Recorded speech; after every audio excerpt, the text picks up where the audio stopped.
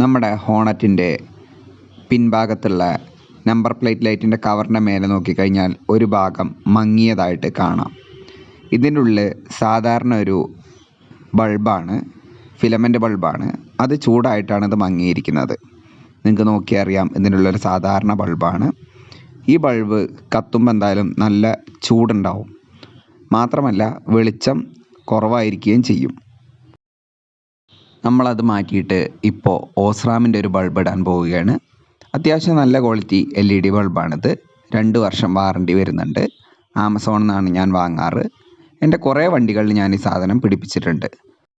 നമുക്ക് ആദ്യം number പ്ലേറ്റിൻ്റെ ലൈറ്റിങ്ങിൻ്റെ housing തുറക്കാം. അതിന് വേണ്ടിയിട്ട് 2 സ്ക്രൂകളാണ്, സ്റ്റാർ സ്ക്രൂകളാണ്. അത് നമുക്ക് റാച്ചറ്റ് ഇട്ട് ഊരിയെടുക്കാം.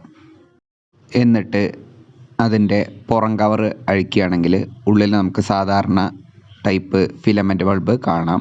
ഒരു തുണി കൂട്ടിപ്പിടിച്ച് നമുക്ക് ആ ഫിലമെൻ്റ് ബൾബ് ഇങ്ങോട്ട് ഊരിയെടുക്കാം. എപ്പോഴും ബൾബ് കൈകാര്യം ചെയ്യുമ്പോൾ അതിൽ ഓയിലാവാതെ തുണി കൂട്ടിപ്പിടിച്ച് ഊരാൻ പ്രത്യേകം ശ്രദ്ധിക്കുക. എന്നിട്ട് ഹൗസിങ്ങിൻ്റെ ഉൾഭാഗം, അതിൻ്റെ ഓറിങ് പോലത്തെ റബ്ബർ പാർട്ടൊക്കെ ഉണ്ട്, അതെല്ലാം ഒന്ന് നല്ല വൃത്തിയായിട്ട് തുണി കൊണ്ട് തുടച്ചെടുക്കുക.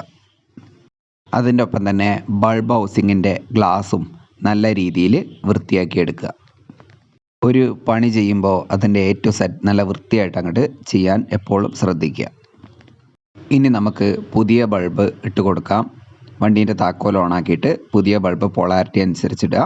തിരിച്ച് നമ്മുടെ ബൾബ് ഹൗസിങ്ങിൻ്റെ കവർ അതുപോലെ പിടിപ്പിച്ചിട്ട് 2 സ്ക്രൂ തിരിച്ചിട്ട് കൊടുക്കുക. കൈകൾ കൊണ്ട് ടൈറ്റ് ചെയ്തതിൻ്റെ ശേഷം ഹൗസിങ് കൃത്യമായിട്ട് ഇരുന്ന് കഴിഞ്ഞാൽ നമ്മൾ റാച്ചറ്റ് കൊണ്ട് അത് മുഴുവനായിട്ട് ടൈറ്റ് ചെയ്യും. വല്ലാണ്ട് വലിച്ചു മുറുക്കി ടൈറ്റ് ചെയ്യണമെന്നില്ല. വെള്ളം കടക്കാത്ത രീതിയിൽ അതിൻ്റെ ഒരു പാകത്തിന് മാത്രം അല്പാൽപ്പം 2 സ്ക്രൂകളുമായിട്ട് ടൈറ്റ് ചെയ്ത് വയ്ക്കുക.